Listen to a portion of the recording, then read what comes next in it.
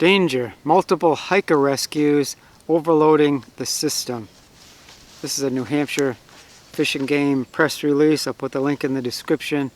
Severe weather leads to multiple hiker rescues around Mount Washington.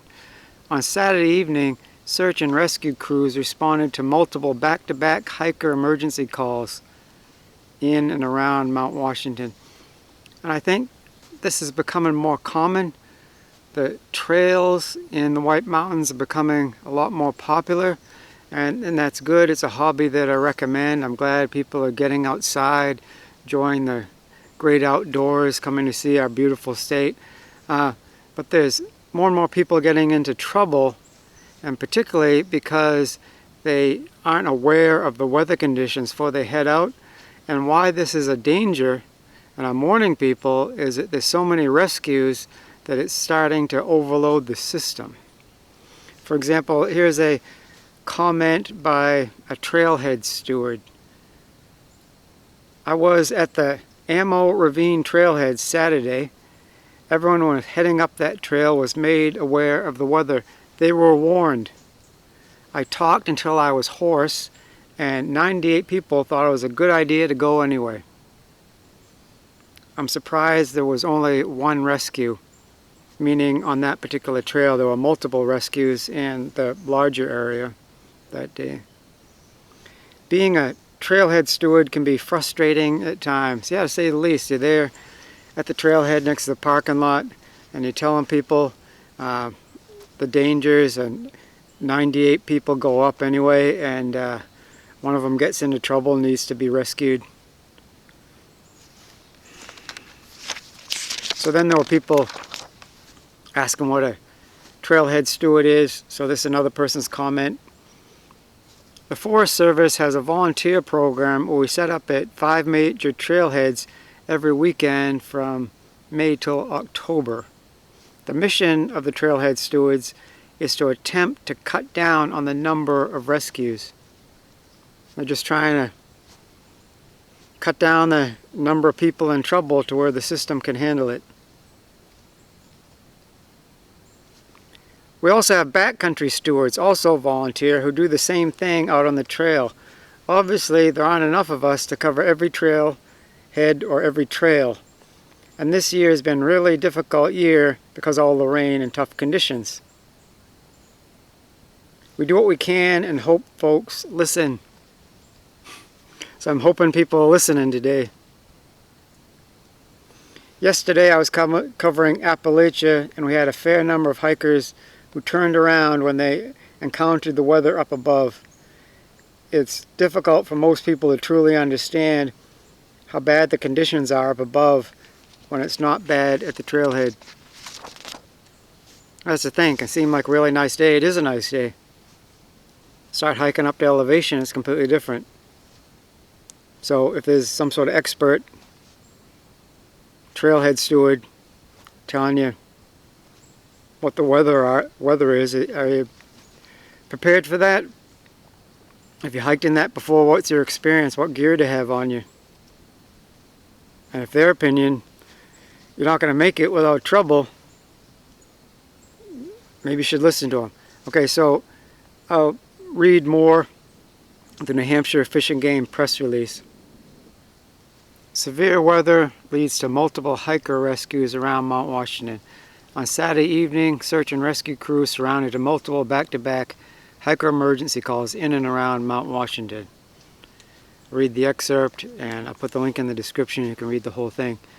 At approximately 5:30 p.m., staff from the Mount Washington State Park were notified by a group of hikers that two of their party had slowed down significantly and may be in need of assistance on Tuckerman Ravine Trail. At the time, steady rain was falling, blown by winds gusting to 58 miles per hour. The wind chill was 29 degrees, and weather conditions were continuing to deteriorate. All right. Steady rain, so it's an assumption. I'm assuming that people were soaked. 58 mile per hour winds. And I mean, I don't know the situation. We're with a group and they left them behind, left them out in it. Was the intention that these people are likely going to need rescue and we can't do it, so I'm going to try to get to authorities? I don't understand. And it's not up to me to judge people. In fact, I shouldn't. I'm just saying, if I hike with the group, I feel responsible, particularly if there's less experienced people with me or people less physically fit or families with children, but anyone. I know some people hike a lot faster than others and you want to get back to your car, but that's what happened anyway. A staff member from the state park subsequently hiked down the trail and encountered the two hikers approximately half a mile below the summit. It was a man, 44, a woman, 41, both in Nashua, New Hampshire, were located just below the Lion Head Trail junction and found to be extremely wet and cold. Alright, so extremely wet and the cold. I mean, it seems to me like it was close. The equivalent temperature of the wind chill is 29, but you're soaked. That's really tough on the human body. It says half mile below the summit. All those buildings and the end of the auto road at the summit. So they weren't all that far. But if you're not able to walk that yourself, it might as well be a million miles.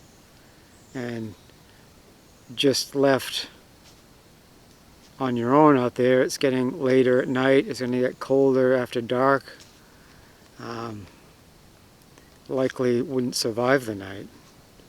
But anyway, the rescuer provided both hikers with warm, dry clothing and attempted to keep them moving, with progress going extremely slow. The rescuer reached out for assistance at approximately 6:30 p.m.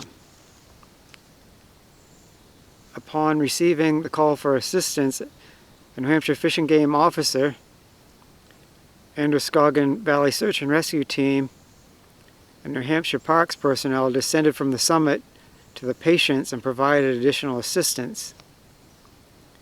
The rescue team was ultimately able to assist both patients to the summit, where they were loaded into vehicles and driven back down the mountain. Once roadside, both patients were evaluated by personnel from Gorham Ambulance. Following these evaluations, one was transported by ambulance to Androscoggin Valley Hospital in Berlin for further evaluation and treatment of cold weather injuries. So I don't know the extent of the injuries, but at least one required treatment. So serious situation. That did need to happen, but one rescuer wasn't enough to get him even that half mile back up into the summit. So that leads me to believe that without any assistance at all, those two just wouldn't have made it. They would have perished right there. So I hope that one is in full recovery now, fully recovered. They both feeling a lot better.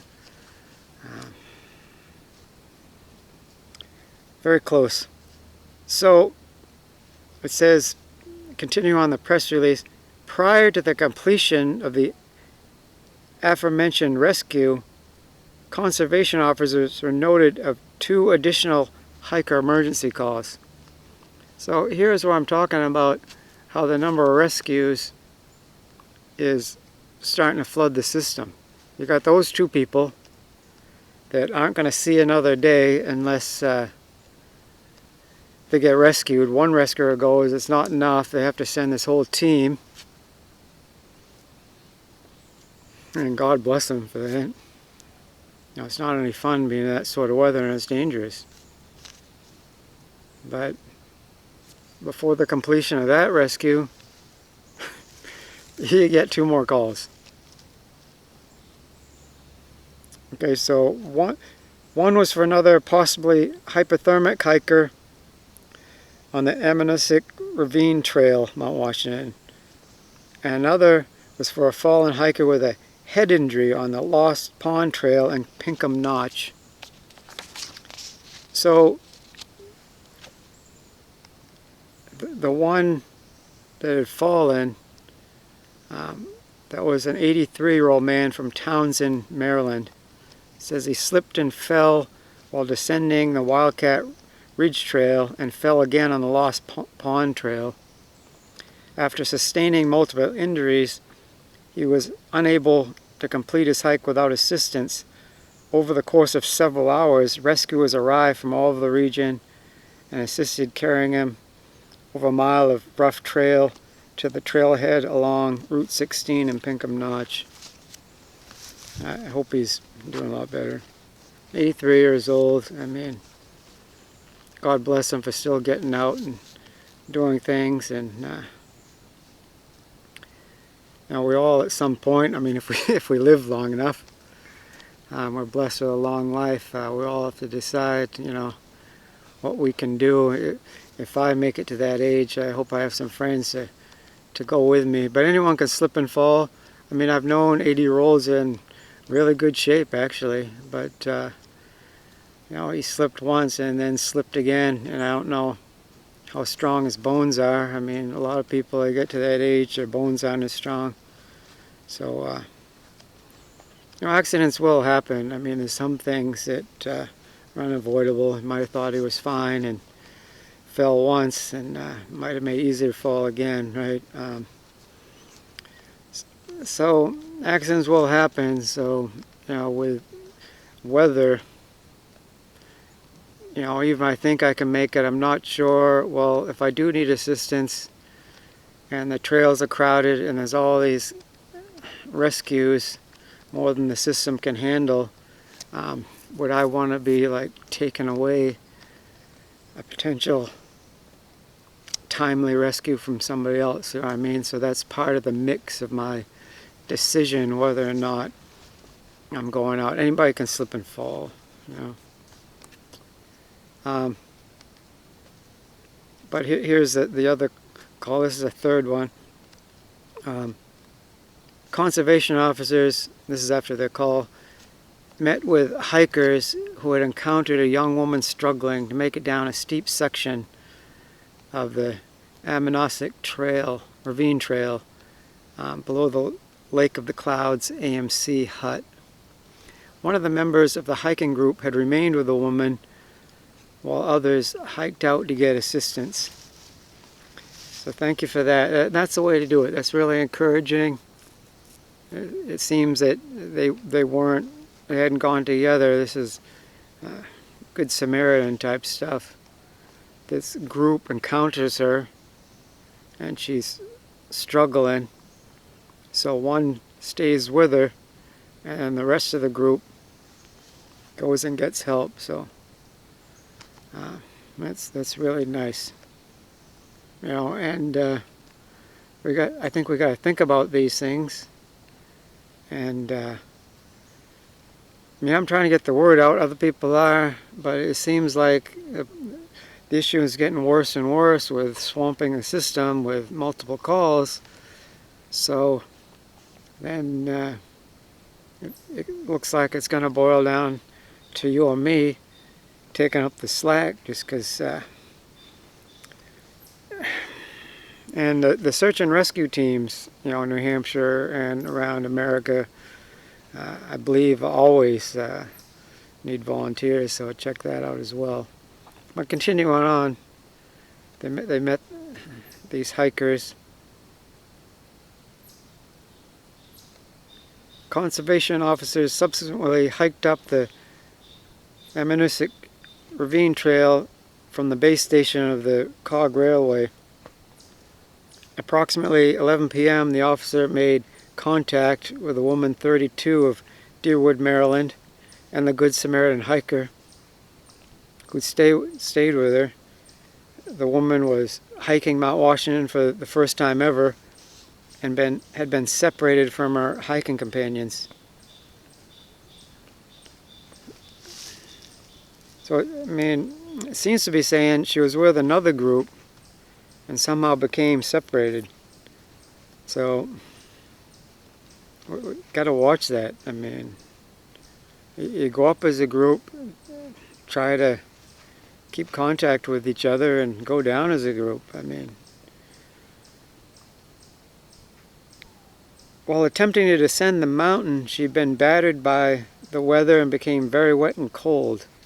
She was unable to walk without assistance and arrived safely at the trailhead approximately 9:30 p.m. I don't know if that's a fox yelling at me. Something over the ravine yelling at me.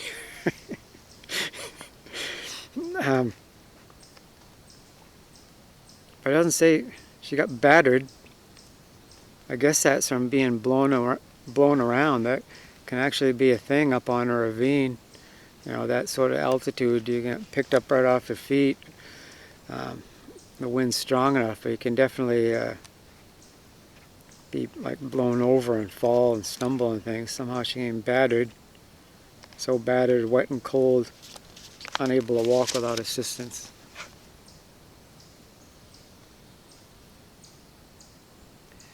Her hiking companions had reunited with her just prior to reaching the trailhead and were able to assist her into a warm vehicle and take care of her after the following ordeal. Wow. I don't know what happened. You have bad enough weather, it can be easy to get separated, so I don't mean this as, to be condemning them or judgment or anything. It's just something to watch out for. And guys, thanks for tuning in, doing what I can. I think this message is important. Please help the visibility of this by sharing it. Also, a thumbs up helps, or any comment, just because that way it gets promoted more by the system, like YouTube search and Google and things, and gets more visibility. Maybe we can get the word out there. You start climbing Mount Washington, might not seem a really impressive height compared to like Himalayas or wherever you're from visiting. Come on, visitors, enjoy the White Mountains. They're beautiful, I think. I'm proud of our natural beauty here. I like people all over the world to come see it, but can you check the weather reports, not just locally, but I'll put the link in the description. There's a site where you can know what the weather is going to be at altitude. Check that out and be prepared. Okay, that's it for now, guys.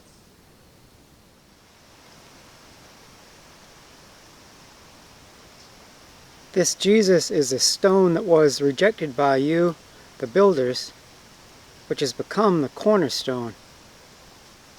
Acts 4:11.